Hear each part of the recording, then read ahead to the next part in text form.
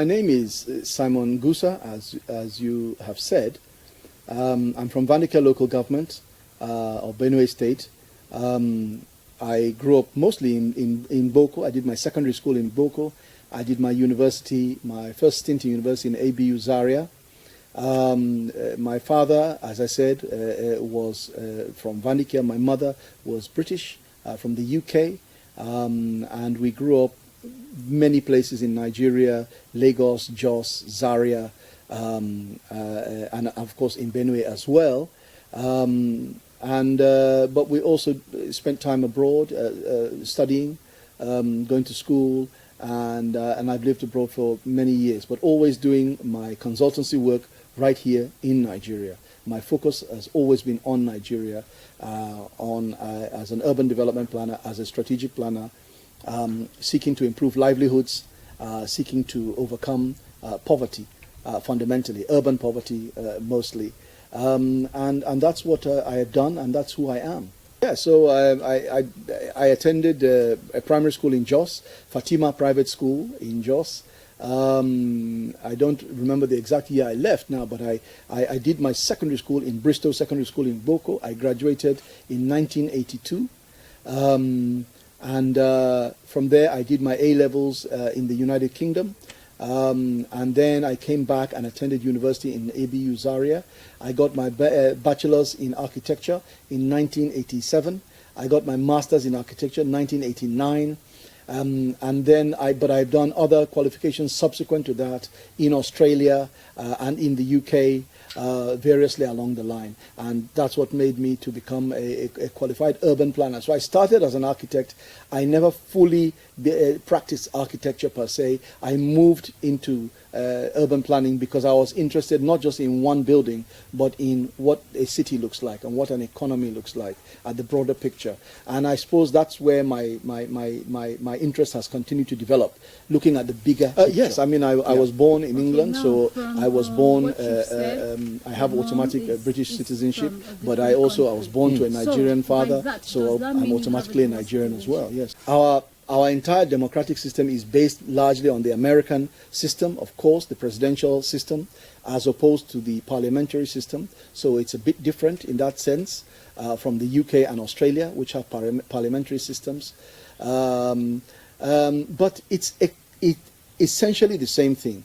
People come out to sell themselves, to sell what they have to offer, in other words, to market themselves. When I say sell themselves, to market themselves to voters. And voters make their choice and cast the vote.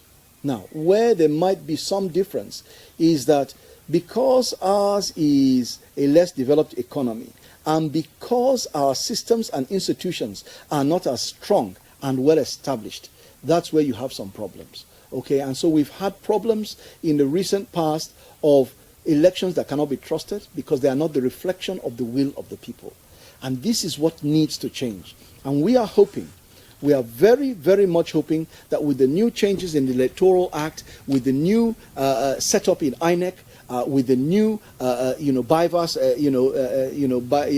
voter verification systems, bimodal voter verification systems, and all the other structures that have been put in place, we are hoping that in 2023 we will have the first fully free and fair elections in Nigeria, which we've never had. Fully free and fair. We've had partially free and fair. We've had, we've not had that full, trustworthy, complete process that we can say, yes, these are our real, legitimate leaders. And these are the people that deserve to be leading us. Because once we can eliminate those shadow of doubt, then we will have confidence in our leaders, and our leaders will have confidence in us, and our leaders will know that they owe the people. This is the big difference between what happens when you have a proper electoral system and what we have in Nigeria, this partial approach. Over there, they are very sure that this person is really and deservedly the president or the parliamentarian or the governor or whatever. Whereas over here, we have lingering doubts. And those lingering doubts leads to insecurity, leads to, psychological insecurity.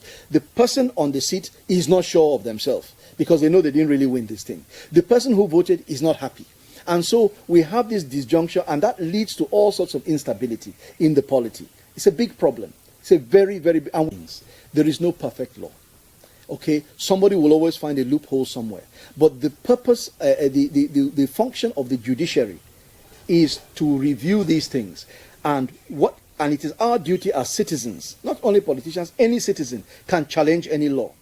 Okay, you can challenge the legal process, and it will be looked into and reviewed. And any loopholes that are there will be closed. You know, this is normal in any country. Right now, laws in America, there's been a lot of discussion of recent about a Supreme Court justice's private notes that were leaked into the public. Why? Because that is the process. Law is a living thing. Any law is a living thing. It grows with time. It changes because human beings change. Society changes. Conditions change.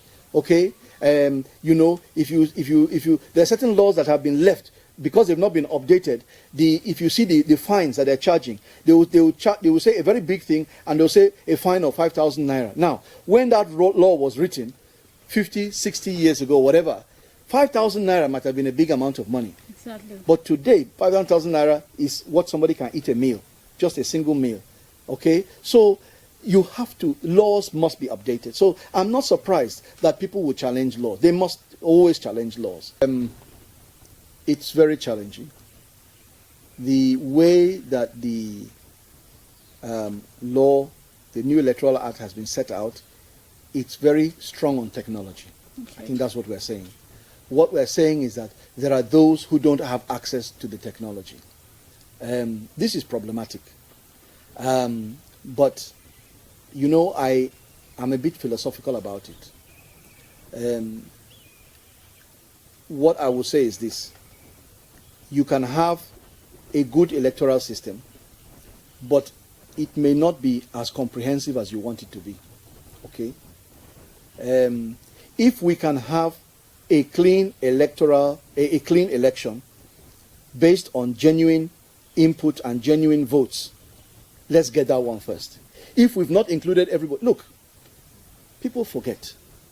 This democracy that we practice today, that everybody votes, is a very modern invention. For many years, decades, if not centuries, women didn't used to vote. Even in Europe and America, women didn't used to vote. Black people didn't used to vote. But they will tell you, when they're doing the history of democracy in their country, they will tell you that democracy has been going on since that time, when women were not voting, when black people were not voting. So we know that... And in Nigeria, people living with disabilities were shut out. Do you understand? So you understand. So the point is that let us have clean election. If it is not complete or comprehensive, that is the next problem we'll solve. But let me tell you the problem is. The problem is this. If we have comprehensive election, but the system is not clean, you know it's nothing. You know we've not started. So even if we have a clean election that is of limited franchise, the franchise is not yet universal, but we know that the process is good and it's clean and it can be trusted, then we'll say, aha, now we have a product. We can expand the reach of that product. When mobile phone came out, was it everywhere? It wasn't everywhere. It wasn't in my village. It wasn't in your village. It started in the urban areas. It started in certain urban areas before others. But gradually, I remember that time they used to announce when certain towns have now been added. You understand? And the same thing, the same way that GSM was gradually rolled out and reached everybody now. Almost 90-something% of this country is covered by GSM now. Okay? Even with democracy and clean election, it's not bad if we do it that way. Let us have the clean election first. Okay? Let us have the GSM first. But if you say, no, we will not start this GSM until everybody has GSM, it will not work like that. You understand? Let's have clean election. When we have the clean election, we say, okay, some people are still being shut out of this clean election. How do we improve? Then we keep that improving process. We keep pushing it out until it captures huge infrastructure gap. It's in billions of dollars. Okay? But I don't want to use that as an excuse. And I don't want us to use that as an excuse.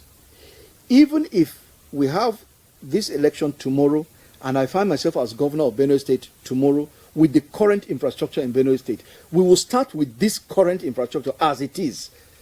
As bad as it is, as much gaps as there are, as many roads as have not been built, as many bridges and culverts that have not been built, as many communities that have not been reached with the power supply. From this very point, we can start building the Benue of our dreams. So nobody should use that as an excuse. The lack of infrastructure is not an excuse. Infrastructure is being improved everywhere in the world. Okay? In the developed nations now, broadband internet is part of infrastructure now. Anybody that doesn't have broadband flowing in their house, not on their phone, or in their house, it's like not having electricity. You understand? Because to them, they have recognized that broadband internet is an infrastructure. We've not quite reached that stage yet. Okay? We are still talking about infrastructure in terms of roads, bridges, power supply, the major things, water supply. Okay? So the point is, there is an infrastructure gap. That infrastructure gap will never be filled until we have billions and trillions of dollars and naira of investment. That investment will take years, if not decades. And so what we should do is, where we are right now, the level of infrastructure development right now, let's start there. Let's start there. We can transform Benue with the current infrastructure. The first thing we're going to do is to be absolutely truthful with the people of Benue State. That is the first thing. If you are truthful with somebody, even though what you are telling them may not be good news, they may not be excited hearing what you said, but do you know, as a human being, when somebody tells you just the truth, already your mind starts to come down because this person told you the truth. Even if it is a parent telling the child, I don't have your school fees yet. Of course, the child is not happy. The child wants to go back to school. But because the parent looked the child in the eye and said, my child, I don't have your complete school fees. Please bear with me. Just the fact that your father or your mother could look at you and talk to you and explain to you the problem, already your mind will calm down. So we will start by telling the people of Benue State the truth. What is the level of indebtedness? What are the things that are hanging on our neck? What are the what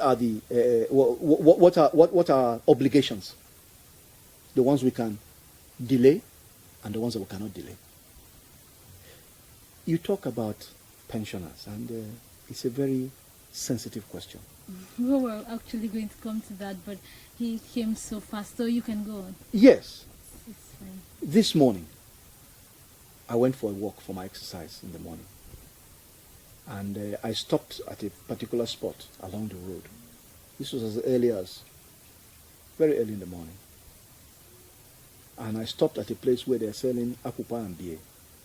I wanted to take my breakfast. As I sat down, I met a man sitting at the table. And he greeted me. We greeted ourselves. And he said to me, well, maybe I'm the person that is going to help him to pay for his breakfast. We laugh over it. But then we started talking, and I realized it was a serious matter. This man is a retiree from Adoka, and served his state as a civil servant, retired since 2014. He has not received his full benefits. He came out to just take 200 naira akupa and beer this morning because there's nothing at home. So he just came to sit there. After we finished eating, I said they should give me my bill together with his bill. He was grateful. And then I had a change of 300 naira. And I told them, I wanted to tell them that this change, they should keep it. That when he comes tomorrow for his breakfast, they should give him breakfast. He said, no. Please, I should please collect that 300 naira. That he prefers that cash. He needs it. Of course, he wants to use that cash to do something at home. 300 naira. This is a grown man with children. This is a man who has worked and retired. 300 naira. So we spoke at length, and when you see that kind of pathetic situation, you know that there's a problem. So anybody that says there's no problem, or anybody that says we have done well, that person is not an honest person. We have not done well. And I'm saying we, I'm not blaming anybody. I'm saying we. We Benue people, we have not done well. If a retired person, a matured and responsible person, is struggling for 300 naira change, cash, then there's a big problem. In the end, of course, you cannot solve everybody's problem. But because we connected, we spoke, we interacted, I just felt a need to support him. So I sent something to him. Later, when I got back, I sent something through his bank account. He was so grateful. He now called me and said immediately he got that alert, he rushed to the market so that there will be food in his house, that when his children come back from school, there will be food in the house. That was his only aim. And that for the next few days, with what I have sent, for a few days now, at least, they will eat fine in their house. I think I have laid it out. I am a problem solver. That's what I do. That's my profession. And I've seen a problem that I think I can solve. A couple of years ago, myself and a group of friends put together something we call the Future Benue Development Plan. But a development plan needs to be implemented, and it needs the right person, and it needs the right people to implement it. So I'm putting myself forward because I want to implement the Future Benue Development Plan, and so that Benue will have a future that is better than is the current state of affairs. Now, talking about this aspiration and ambition you have, Nigerian politics and even that of Benue State is so much brutal that sometimes most people shy away. How do you think you can scale through this? Well, I have started. I have already started, and I will just keep pushing. I don't know how I will scale through. I'm just going to take one step at a time. Right now, we're getting ready for our party primaries. If I scale through the party primaries, then I will be a candidate. One thing at a time. That's how you handle problems. You don't carry the whole thing on your head at once. And you don't carry tomorrow's problem today. You just take one thing at a time. And that's exactly what I'm going to do. So right now, we're putting things together. I bought my nomination form. I will go to the primaries on the 26th of this month. I'll be attending the primaries of my party. If I scale through that, I move to the next level. If I don't scale through that, I pack my load and say, well, I tried. I gave it a shot. Okay? If I get through the party primaries, then I move to the next level. Then we have a break. The official campaign starts September, October, and runs to March. Okay? So we will go and strategize, raise funds, and prepare for the next level of the challenge. It's like anything in life. You take one thing at a time.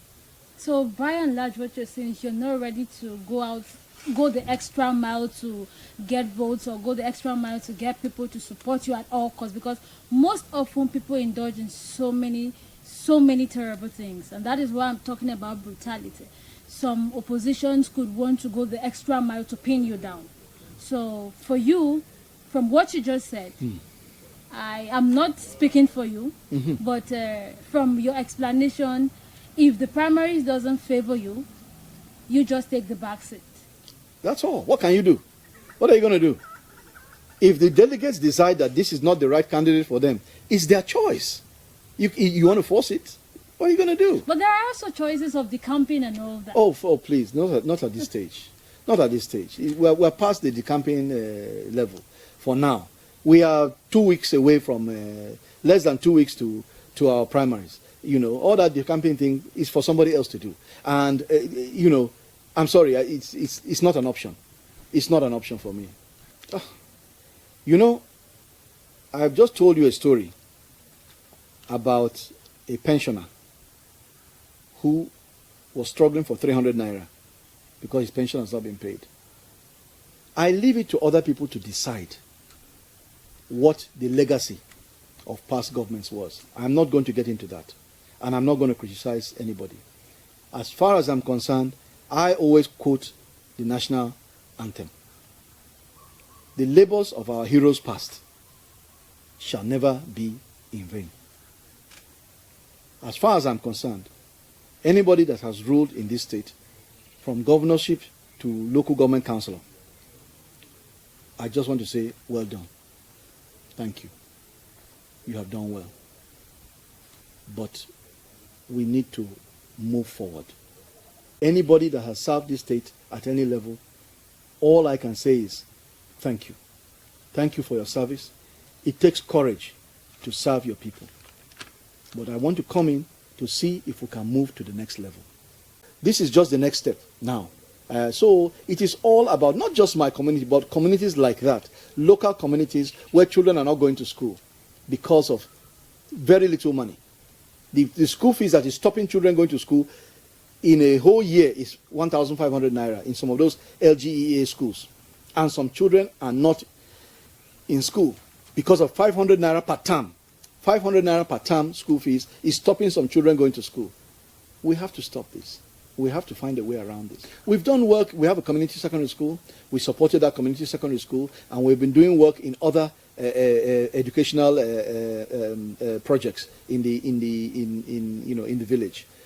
So we will continue on that line. My family, has built culverts, bridges, and so on and so forth. So little things, but then a lot of it has been human support. Okay, sponsoring people to do various things, paying for medical bills. This is where a lot of money goes. It's not always something physical that you can see. But what happens is that over time, you build relationship in your community. You donate, you commit, and you are part of the decision-making process. That is even really what matters. Sometimes it's not even about money. It's about being part of the decision-making processes and supporting your community. And this is what we do, and we will continue to do. I said earlier in the day to another group that we begin the process of security through transparency and truth. Without transparency and truth, you can't have security because you are never sure of what is going on. Okay? We need clean elections. Clean elections is the bedrock of security. Because if you have clean elections and you have leaders at every level who are supposed to be there, then automatically people's mind gets a bit calm. Okay? The problem we are having today is that we are fighting ourselves. We are fighting ourselves. The people don't trust the government doesn't trust the people. Within the government there is mistrust. Processes are not being followed. Due processes are not being followed. Things that are expected to be done are not being done. Okay? Monies that are voted for certain things are not given to those things. But instead, monies are being diverted. These are the things that causes tension. This is where the tension starts from. And the tension builds up until it spills over. Okay? Let us begin by calming the tension and people knowing that it's time for the truth. It's time for let's being straightforward. It's time for people to take what is theirs and not what is not theirs. People should take what is properly theirs and not somebody else's. If money is voted for primary schools, it should go to primary schools. If money is voted for healthcare, it should go to healthcare. We don't shut down primary schools and healthcare and divert that money into somebody else's pocket. You don't do that. That is where insecurity starts from. Because once the system breaks down and people are no more sure, then people lose confidence in the system. And when they lose confidence in the system, they start taking law into their own hands. And when they take law into their own hands, something else happens. If you know that if I have a case with my neighbor and we go to the police is going to be very, very straightforward. Everybody will calm down. But if you know that if I have a case with my neighbor, because my neighbor has money more than me, the police will favor my neighbor. Or my neighbor will be able to bypass justice. I will now start looking for another way to bypass my neighbor. I don't know if you understand what I'm saying. But if we both know that, no, there is truth. There is truth in the system. Everybody will go with a clean mind. Everybody will calm down. Automatically, everybody will calm down. So, it all comes back to leadership. It all comes back to leadership. That's where it comes from. If you have leaders who are sincere in purpose, people calm down. That's what's going to happen in Benue State next year. Now, talking about leadership, that will still bring me to another question. Sorry if I'm asking too many. No. But talking about leadership, You are aspiring to lead the good people of Benue State come 2023. Have you held any leadership positions in the past? Well, I've done a number of things. There's an argument that anybody can be a leader, but for a couple of years back, I was my last most prominent position was I was the Chief Resilience Officer for Lagos State. That was an appointment that was through the 100 Resilient Cities organization of the Rockefeller Foundation. And I've had various leadership opportunities within the community, both in the country and outside of the country. So I've done my bit. Okay, now talking about, I'm still taking us back to security, but because you mentioned the leadership, I said let me chip that quickly before we get out of time and I forget. Now, talking about security, what do you think is the current security architecture of Benue State? Well, your guess is as good as mine. I'm not in government. I don't get the security reports. What we know is that, you know, there is a lot of insecurity. The situation is not clear. We're not actually sure who is who. We're not actually sure. We cannot distinguish easily and clearly between something that is maybe a mere community disturbance. Everything cannot be laid at the feet of Fulani. It's not possible. It doesn't work like that. There are people who are antagonizing communities. There are people who are selling out communities to outsiders, selling out communities to different forces at work in the community.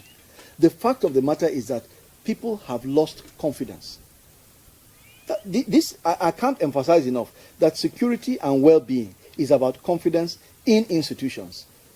And our institutions are not strong. They are not strong. And so our security architecture is weak. And that is why it is because it is weak. That is why we have lingering conflicts all over, not only in Benue, all over this country. Because something has gone wrong. Something has gone wrong. There is something fundamentally wrong. Okay? And so we have a situation where, for instance, one of the strong things that people have turned to in the absence of the formal security organizations is things like vigilante and hunters. Say that it is true that it is not a perfect system. I was in Makurdi the day that is it hunters or what do they call themselves, were going through the town making their procession. The next thing we were seeing reports that they caught one girl and started cutting her hair. Everybody was shocked. So you are a hunter. What has you being a hunter got to do with a woman's hairstyle? What's your business? What is actually your business there? And it is just an indication of how far our society has broken down. That somebody thinks he will get away with that. I heard that the leaders were caught. I don't know what has come out of it. I have not heard anything after that. But what I expect to see is that after the leaders are caught, they will be sued to court. And that organization will be sued, taken to court, put before a judge, and made to pay the price. Compensation will be paid to that young lady, and that organization will suffer the consequences of indisciplined behavior. When that happens, what we've been discussing will happen. People will start calming down. The next time you're going for any sort of march or anything, nobody's going to do that nonsense next time. No organization will do it. You have to ask yourself, what gave them the guts to do that in the first place? It's because they know that the situation is porous. There's no accountability. If you don't hold people who have power to account, you will never have security. It's as simple as that. The problem with the law is that it is in two parts. It is anti-open grazing and what? Ranching. Yes. Has the ranching been done? Because if you don't do the ranching, how will you do anti-open grazing? It doesn't make sense. You cannot say, it's like saying, I don't know the example to even give. It's like saying, we don't want people to walk on the grass. We want people to walk on the footpath. But there is no footpath. So it's like saying, don't walk on the grass. only walk on footpath. Then when you reach there, you look, you don't even see footpath. So what are you going to do? Fly? You cannot say anti-open grazing without ranching. So the law is not supposed to be repealed. It can't be repealed. It shouldn't be. It must never be repealed. The law must be implemented fully. This is what is missing. You have done one part, but you didn't do the second part. You said, don't do this. Okay, what should I do? No answer. If you don't have a job, if you can find small money to drink beer under the tree, will you not drink? Me, I have a job, I will stop drinking under the tree. That's what I will say. I don't want to say more than that, because you cannot blame the youth. We cannot create the job. When there is a job and they refuse to do the job, then let's complain. Okay? Yes, because even me, if I'm a youth and I'm unemployed, but I have small money to drink, I will drink beer under the tree. At least to calm my nerves until I find job. We can't be. This is the same thing with the anti-open grazing law and the ranching. You cannot have it both ways. It's either you create job or you allow people to go and relax. So if somebody, you don't create job and then the person should do what? He should kill himself. So please, let's be reasonable. Let's not be blaming people for what is not their fault. Let us take, as leader, let us take responsibility. As a leader, you should be able to say, this is the much I can do. I'm sorry I could not do more, but this is what I have been able to do. Then blaming people. We shouldn't blame. But I don't even like hearing blame against the youth. It's one thing I don't like. They are not to blame. They are not to blame. Absolutely not to blame. Create the opportunities. Create the jobs. When they refuse to work, okay, then we have a conversation. But until then, don't blame the youth, please. Well, it has to stop, okay? And the multiple taxation, most of it is illegal, and most of it is ad hoc, and it is not following the due process of the law. And anybody who is collecting any form of tax or putting any burden on people trading and doing business, that is the first person that needs to be stopped. That is where it must absolutely stop. Okay?